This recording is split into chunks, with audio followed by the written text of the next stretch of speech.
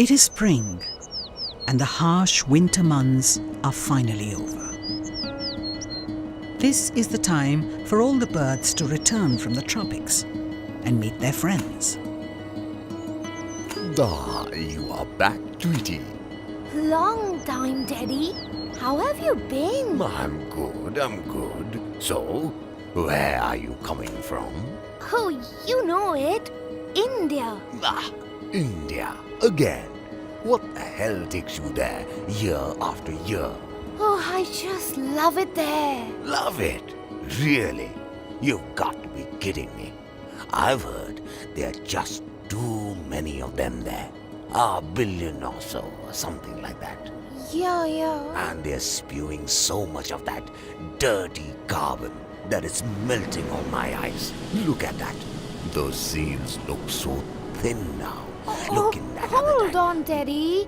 You need to get your facts right. Well, You need to go to India to know what's happening there. really? This is the time of year India is most vulnerable to being hit by cyclones. Killing at least 3 people, uprooting trees and telephone towers and damaging buildings and power lines. Jammu and Kashmir has not had a natural disaster on this scale in living memory. This is the worst floods that's hit the state in the last 6 decades.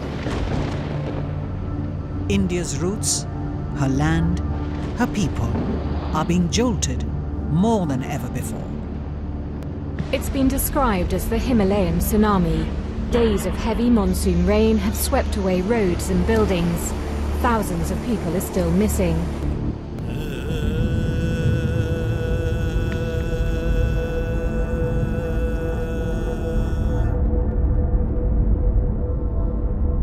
The flood situation in Jammu and Kashmir is very grim and steadily deteriorating. The number of dead in the floods has reached 148. In Srinagar, while the average norm for the 4th of September is less than 1 millimeter of rain, almost 52 millimeters of rain, or 77 times the average, took place. One fury after another. Thousands of lives snuffed in moments. Millions displaced. But science says, hold on. There is more to come.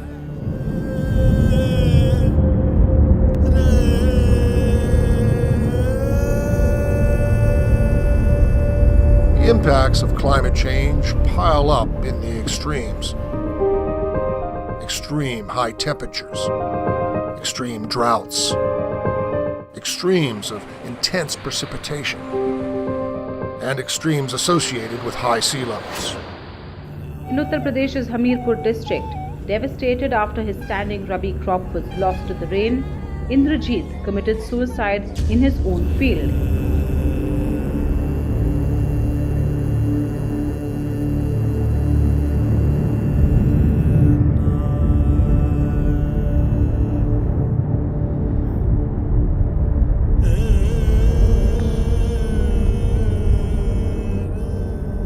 Economists call it the tragedy of the commons. The rich countries that industrialized first overused the atmosphere as a dump for greenhouse gases. It cost them nothing, but the price of their mistake, committed over centuries, is now being borne by people all over the world, especially the poor who have done nothing to cause climate change. In 1992, at the Earth Summit in Rio de Janeiro, all nations of the world, 178 of them, gathered to correct this mistake. We have been the most successful species ever. We are now a species out of control. All countries signed the United Nations Framework Convention on Climate Change. The rich countries agreed to take the first step to reduce their greenhouse gas emissions, and further promised to enable poor countries to fight climate change by extending funds and technology. But these were empty promises. 20 conferences have gone by. The world is expecting us to reach some kind of agreement concerning climate change and not just continuing discussing procedure.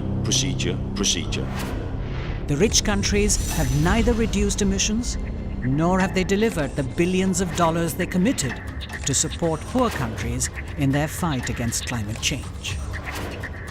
I was born in 1992. You have been negotiating all my life. The fact is, in Rio, there were two parts of the agreement. They will reduce, we will have the space to increase. The second part of the agreement was they would give money and technology so that when we develop, we can develop differently. Now, if you look at what has happened since Rio is, Annex I countries have not reduced at the scale that they should have. And I'm talking about all Annex I countries, including Europe. Okay, I got it. You don't have to go on and on about it. You just love to rake up the past, isn't it? That's not true, Teddy. Nah. I don't agree. I don't agree with that. Sure, there must have been some oversights, some goof-ups. But now these guys in India are making the same mistakes all over again. I just don't get it. Yes, of course you won't get it. Because you really can't look beyond your nose. Just like those guys in your backyard who have those big dirty cars, heated homes, highways, broadband and... Hey, hold on. What's wrong with that? It's a blessed way of life. It is a very... Blessed way of life. Blessed way of life? Your blessed way of life needs 5 planets. We just have one.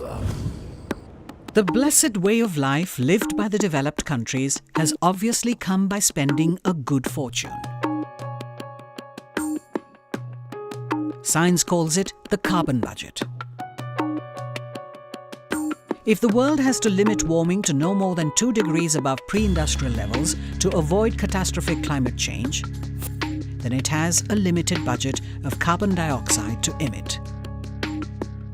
2,900 billion tons from the dawn of the Industrial Revolution to the end of this century. 2/3 of this budget has already been used. The United States, the European Union, Russia and Canada together have emitted 50% of the carbon dioxide during this period. In comparison, India has just emitted 2.8%. At the current rate, the world will effectively finish the entire budget in the next 20 years, leaving nothing for the development needs of the future generations. Let's talk about the United States in particular, which till date has occupied the maximum carbon space and how. America is addicted to oil. The US per capita coal consumption is 5 times higher than India's.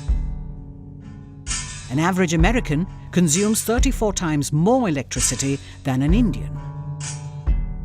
In 2013, an American household purchased items 44 times that of India. 86% Americans drive cars in comparison to 10% in India. 40% of total food in America goes uneaten.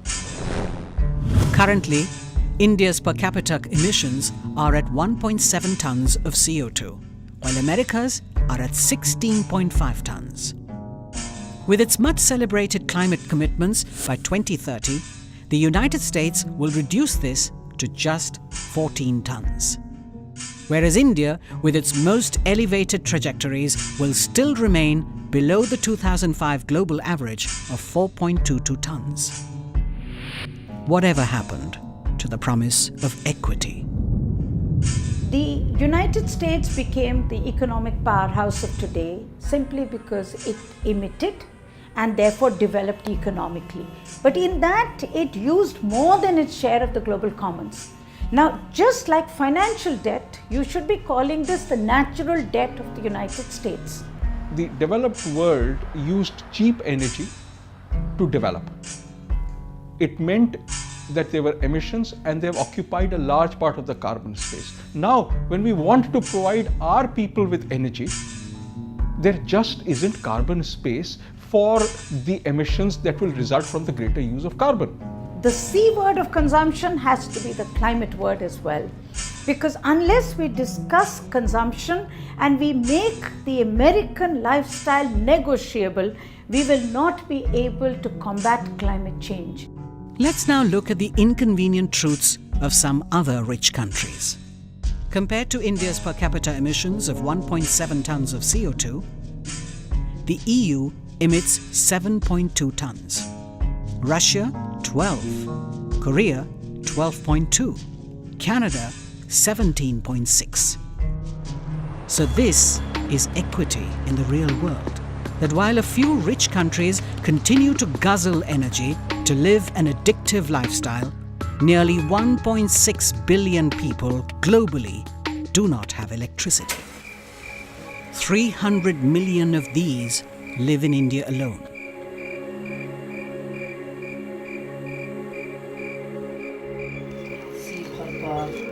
Their children study with an oil lamp. Millions of women here inhale toxic smoke while cooking on open fires. 1/3 of Indians live in extreme poverty without shelter, education, or healthcare. They suddenly deserve a better life. With such unfinished tasks at hand, India is investing her scarce resources to adapt to climate change, protecting its glaciers and coasts, making watersheds, building early warning systems, preparing communities for disaster management, training farmers to be climate resilient. India has a lot to do. It needs more carbon space. It is already too late for her people. I get your point. What? That everyone has a right to a good life. Exactly. But then if everyone starts living that life, then I have no hope. It's just going to get worse here. You know, that's the trouble. You're getting old and cynical.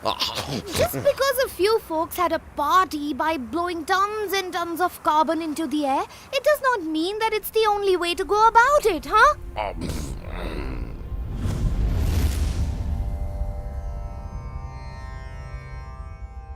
आदिदेव नमस्तुभ्यं प्रसीद मम भास्कर दिवाकर नमस्तुभ्यं प्रभाकर नमोस्तुते.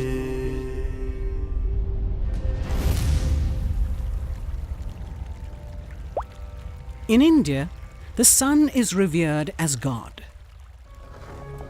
In thousands of far-flung villages that are off the grid, this God is literally helping to light up homes.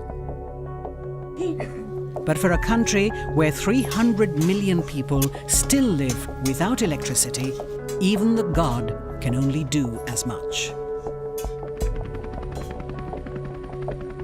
This is Charanka. The rows go on as far as the eye can see. With an installed capacity of 600 megawatt, this is Asia's largest solar park in the Thar Desert in India. But because of the limitations of solar technology, it operates at an efficiency of just 22%. Given the scale of India's energy challenge, Charanka is just a drop in the ocean. In Jaisalmer, Rajasthan, the wind is turning the turbines of one of Asia's biggest wind farms with an installed capacity of more than 1,000 megawatt.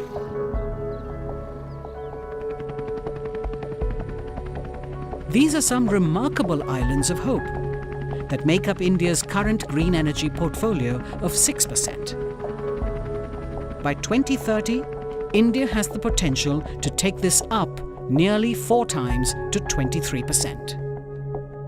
But high capital costs, remote locations, and lack of evacuation facilities make green energy costly. So who would bear this high cost eventually? So that cost has to be borne by common man, because in India, the industrial tariffs are today the highest in the world. We cannot go on increasing the tariff for industry. They can definitely bear, but then there is a limit, which means that finally we will be looking at common man has to share additional burden. The common man in India is already burdened. Given his average income, he pays one of the highest electricity tariffs in the world. He cannot possibly carry further the weight of global expectations to use green energy. Today, 25% of Indian households do not even have access to electricity. A very large number do not get adequate electricity. So our goal is, as quickly as possible, provide adequate and affordable electricity to all. Now, we are also greatly increasing our renewable energy capacity.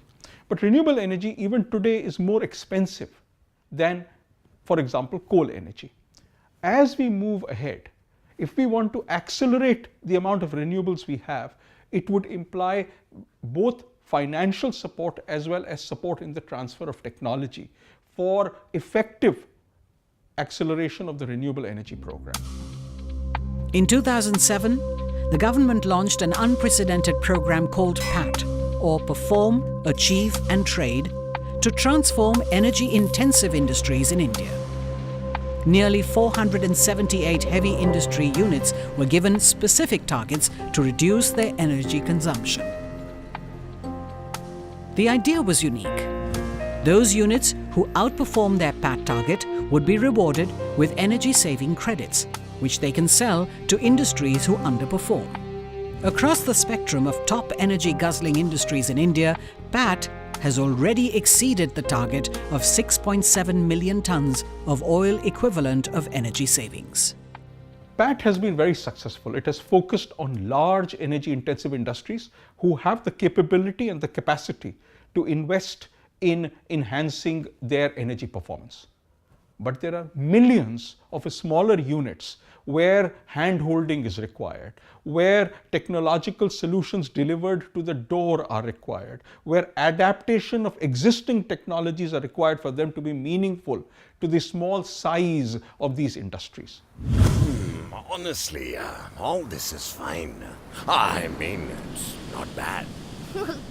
Thank God. But you know it's not easy. You know these guys in India need help. Help?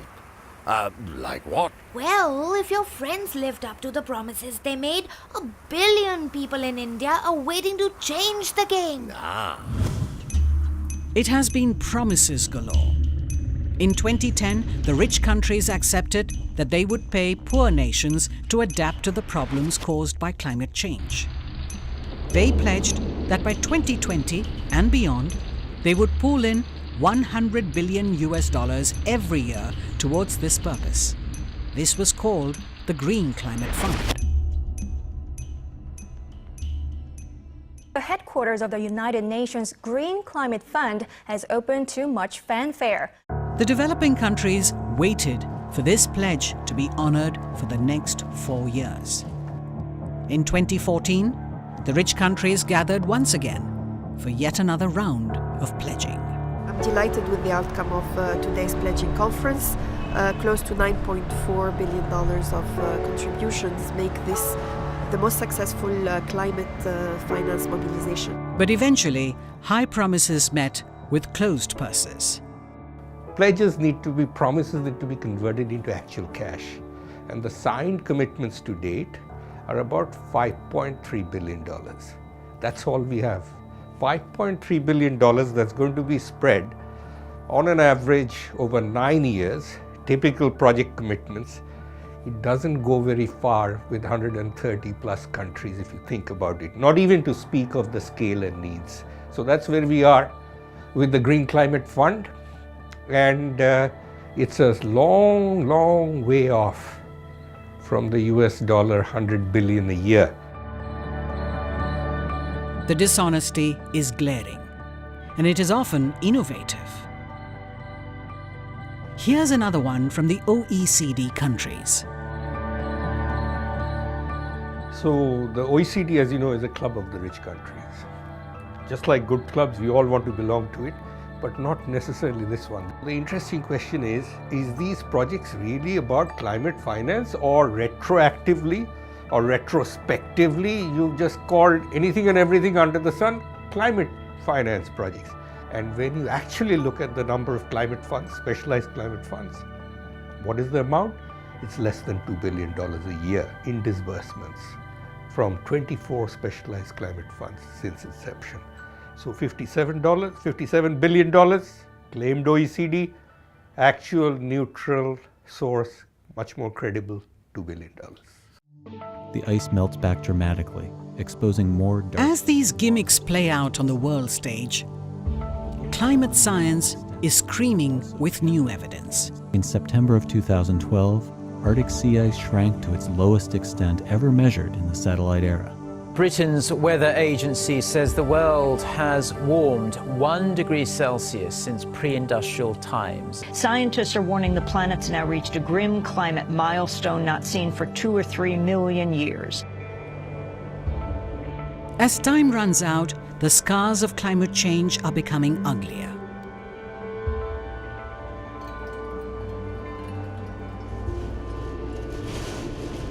But it is only ironic that when it strikes, disasters do not differentiate between borders, ethnicities, or even the GDP of nations. Hurricane Sandy crashing on shore, winds now at 90 miles per hour, and this storm is so big, so vast, 60 million Americans will feel its power. Will feel its power. Will feel its power. Oh my God! I haven't seen so much disaster ever. Yeah, you haven't seen much anyway. Just because you traveled, you think too much of yourself, Tweety. Anyway, I'm done. I'm hungry. I'm leaving. Your choice. But it's not about you, me, or these seals. It's about all of us. We are in the same boat. It's about our planet. It's about our children. Teddy, are you listening? This was not the first time Teddy and Tweety were having this argument. For over 3 decades now, each time Tweety returns from India, Teddy listens to her stories, agrees, and then goes his own way. Nothing much has changed, except that the ice around is melting faster, and the seals are getting thinner and thinner.